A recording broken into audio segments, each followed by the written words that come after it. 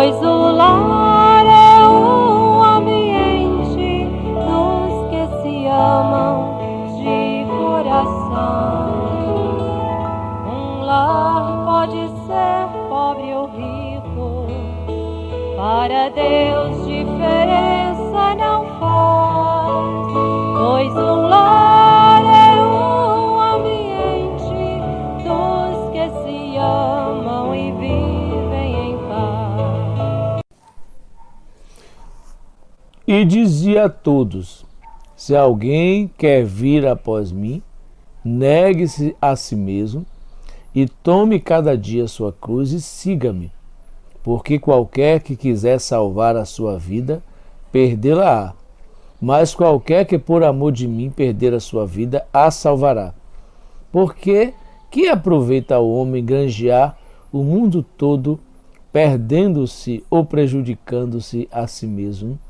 Lucas 9, 23 a 25. Me lembro dos tempos quando o povo, à moda antiga, andava para lá e para cá, nos corredores, e para cima e para baixo nas ruas, clamando e falando com os vizinhos. Assim eram os cristãos daquele dia. Viviam falando sobre as coisas do Senhor.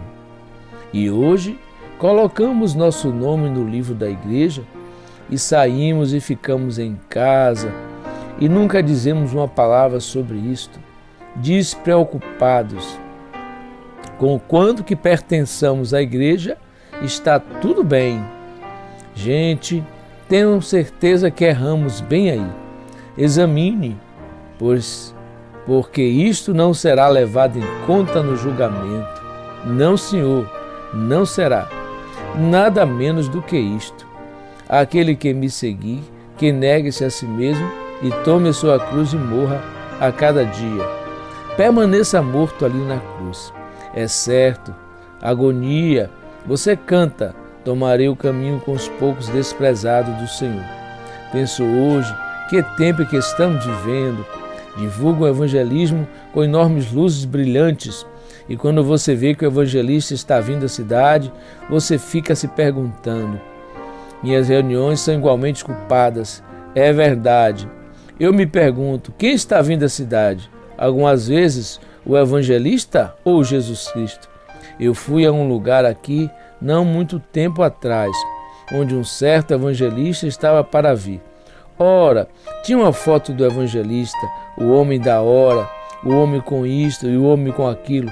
Algumas vezes penso a respeito do meu ministério, ao ver as pessoas vindo. E estando ali no quarto do hotel, eu digo, Deus, quem é que as pessoas estão vindo para ver? Eu ou tu? Entende? Se estão vindo para ver-me, já estão perdidas. Mas, ó Deus, acabe comigo e me tire de cena. Quero representar a ti, aquele diante de quem estaremos algum dia com mãos trementes e tremendo, um corpo frágil. Tu olhas para mim, sabendo que minha alma depende da tua decisão. Que exaltemos a Cristo. Aqui, há não muito tempo atrás, vi um anúncio, o nome do homem estava escrito em letras, grandes letras por todo o cartaz assim. E na parte de baixo, em um cantinho, dizia, Jesus Cristo é o mesmo ontem e hoje e eternamente. Bem ali num canto, tiraram toda a santidade de Cristo e a colocaram sobre algum homem, ou alguma igreja, ou alguma organização. Irmão, te digo que você pode subsistir com glamour, com palhaçada de Hollywood, assim, e isto é pela igreja. Mas na presença de Jesus Cristo, Ele é que deve ser glorificado. É verdade, agora esta é a verdade. Meu querido irmão ou irmã, não se aborreçam comigo. Lembre-se que estou pregando para vocês. Quero pregar como se esse fosse o último sermão que alguma vez pregasse em minha vida. Cada sermão que prego, quero pregar como se eu fosse um homem moribundo, pregando para homens moribundos. Estou com a minha luz se consumindo a cada dia e a sua também está. Somos mortais moribundos e temos que encarar o Deus vivo num desses dias. E é melhor que estejamos em profunda sinceridade a respeito disto. Esse é o dia que o apóstolo Paulo disse que haveria tempos difíceis em que os homens seriam amantes de si mesmos, presunçosos, soberbos, mais amigos dos deleites do que amigo de Deus. Estamos enfrentando uma era narcisista, uma era em que o homem está divinizado e Deus está humanizado. O homem tomando lugar no templo de Deus como se fosse Deus. O homem sendo adorado na casa de Deus, na igreja de Deus, como se fosse Deus. Está escrito, Carta de São Paulo aos Tessalonicenses, capítulo 2, onde o mistério da iniquidade, o mistério da piedade é Deus se fazendo homem. O mistério da iniquidade é o homem se fazendo Deus. E isto é uma realidade hoje na maioria das religiões, das denominações protestantes evangélicas. Essa é uma realidade. Então o homem está se assentando no templo de Deus como se fosse Deus. Na verdade, esse é o espírito que estava em Lúcifer. Satanás, a sua queda, a sua derrota começou aí. Isaías capítulo 14, verso 12 em diante, onde ele dizia que ele subiria acima das mais altas nuvens, alçaria o seu trono, acima das estrelas de Deus. Então Satanás se exaltou. A grandeza sempre se humilha a si mesmo e dá toda a glória a Jesus Cristo. Mas Satanás exalta o ego do homem, o eleva exatamente como ele fez. Então esse é o espírito do dia em que estamos vivendo, da era, a era de Laodiceia, a jactância da igreja, a jactância dos laodiceanos em dizer que rico sou e de nada tenho falta. Mas Deus não está dizendo isso. Jesus não está corroborando com essa presunção da igreja hoje. A igreja hoje é rica nos bens terrenos, mas ela é pobre espiritualmente. Ela é pobre, ela é cega espiritualmente. Ela faz da prosperidade o critério da espiritualidade. Então, apesar de ela se declarar rica, ela é pobre, ela é miserável. Porque a prosperidade não é sinal da aprovação de Deus. Jesus disse que é mais fácil passar um camelo pelo fundo da agulha do que entrar um rico no reino dos céus. O evangelho foi pregado aos pobres. Jesus mandou os discípulos de João anunciar dizendo: os cegos veem, os coxos andam e aos pobres é anunciado o reino dos céus. Não temas, pequenino rebanho, porque ao Pai agradou dar-vos o reino. Jesus se alegrou por o Pai ter escondido isso dos grandes, dos entendidos, dos poderosos, dos nobres, dos empoderados deste mundo e se revelar aos pequeninos, aos humildes, aos simples. Então Deus, Ele não está nos pontos altos, Deus está nos valados, nos rincões, Deus está escondido na manjedoura, Cristo revelado na manjedoura, Cristo na arca de Noé, dentro daquela arca, Cristo numa fête de estibaria, Cristo na carpintaria. Quem consegue ver isso? A glória de Deus não é como a glória do mundo, não é como a glória do homem. A glória de Deus encandece em humildade. Quando Elias estava na caverna, Deus não estava no fogo, Deus não estava no terremoto, Deus não estava no vento. Deus estava numa voz mansa e delicada. As coisas de Deus são silenciosas, são simples, elas não fazem muito alarde. Deus não toca trombeta diante de si. Jesus não era um exibicionista, Jesus não era um narcisista de si mesmo, um exibicionista de si mesmo, mas ele fugia da fama. Pregador. 3 coisas derrubam os pregadores.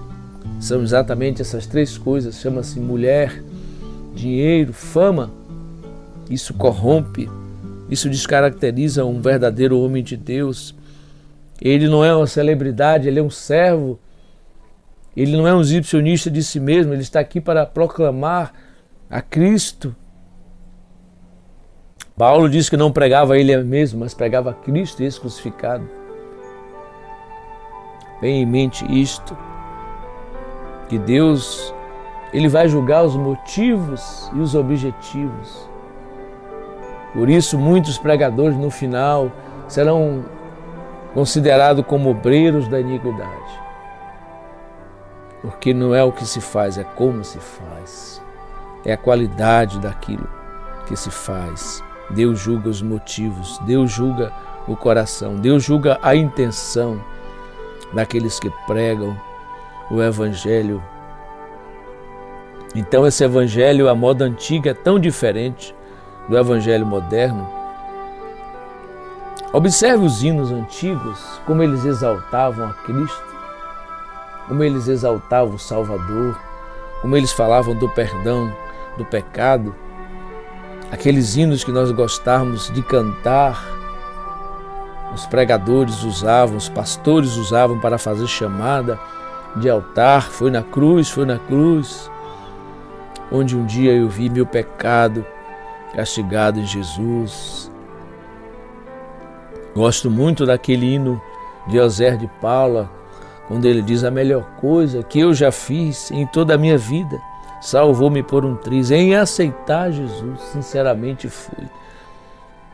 Hoje parece que é Jesus que tem que aceitar o pecador, em vez de o pecador aceitar Jesus. Ele tem que me aceitar do jeito que eu sou, do jeito que eu quero, como se Cristo tivesse obrigado a satisfazer os meus desejos, os meus planos, como se Ele precisasse de mim e eu não precisasse dele, como se a glória fosse minha. Mas esta é a hora, esse é o tempo do fim. O mundo mudou, a igreja mudou, mas Deus não mudou. Esse é o grande dia, essa é a grande apostasia que tem vindo. Essa é a destruição. Essa é a grande apostasia que estava prevista que viria no mundo. Devemos voltar à velha Bíblia, devemos voltar ao padrão de Deus. Devemos voltar os nossos cultos, as nossas reuniões, em que voltar a ser a moda antiga, quando tínhamos escola dominical, nós não tínhamos tanto louvor, tanta música, onde nós temos horas e horas e horas de música, de agitação, de emoção, de sensacionalismo e uma pregação rala de 15, 20 minutos no máximo, precisando voltar à velha Bíblia antes que seja tarde demais. Devemos fazer a oração de Sansão, somente uma vez mais, Senhor. Quem sabe Deus olha para a igreja. Sansão sabia o que era necessário. Só uma coisa é necessário, e Cristo nos mostrou, como mostrou para Marta. Só uma coisa é necessária: o reino de Deus e a sua justiça, e as demais coisas nos serão acrescentadas. Deus abençoe a todos, no precioso nome de Jesus.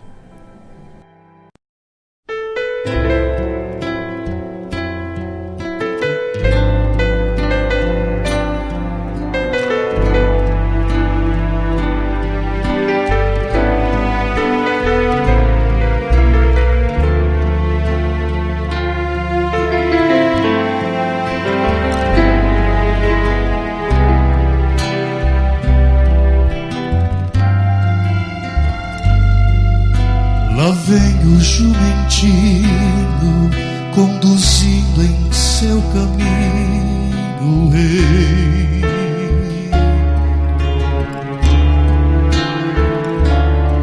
Pela estrada empoeirada ficam marcas das pegadas que ele fez.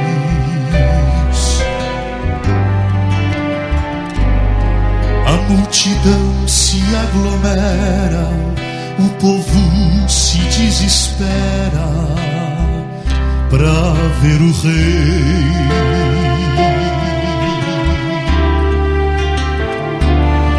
E o jumentinho orgulhoso, por trazer montado em seu dorso o grande rei. Com cuidado, em seus lombos vem trazendo Emanuel, o supremo criador do mar, do céu. Que honra essa lhe coubera, conduzir sobre esta terra o grande rei.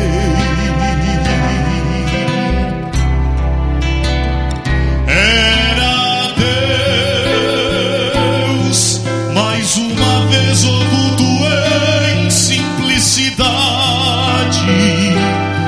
mas não se engane quem entrava na cidade. Sobre um jumentinho era assim sua majestade, o rei.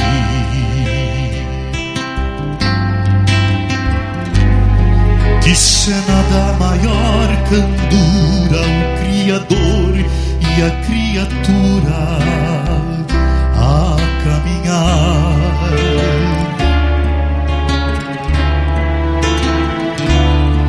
Alheios ao que se dissesse, porque talvez um outro rei quisesse muito mais.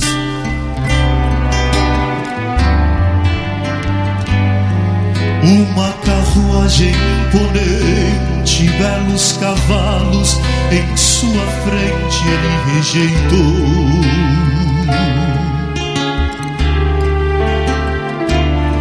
Pra sim em coisas tão sutis nos mostrar que não está aqui nosso tesouro.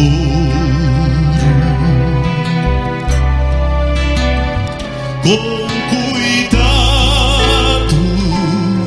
em seus lombos vem trazendo Emanuel, o supremo criador do mar, do céu.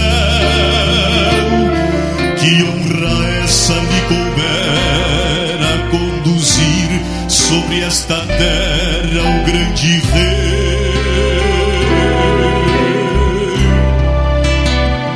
Era Deus, mais uma vez oculto em simplicidade, mas não se engane quem entrava na cidade. Sobre um jumentinho era assim sua majestade, o rei.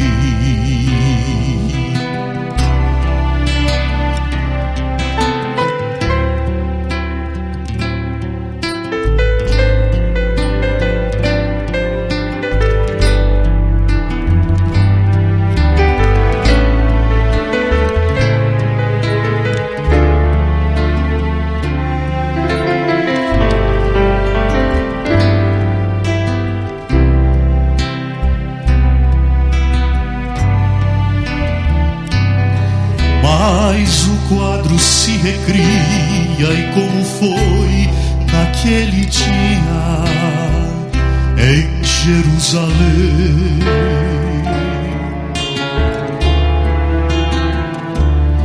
Deus está aqui presente, andando em meio a essa gente, mas ninguém vê.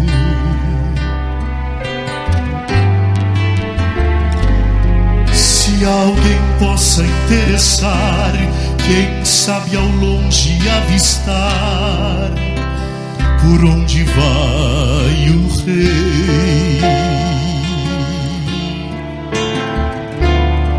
Preste atenção nos elevados, nas campinas, nos valados, nos rincões.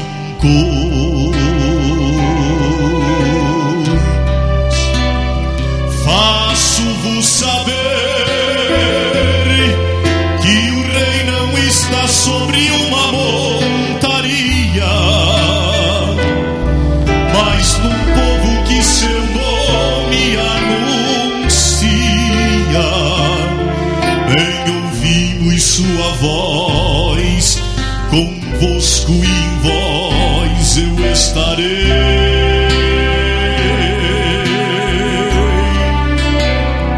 E assim Deus, mais uma vez oculto em simplicidade, está a viver, a caminhar pela cidades,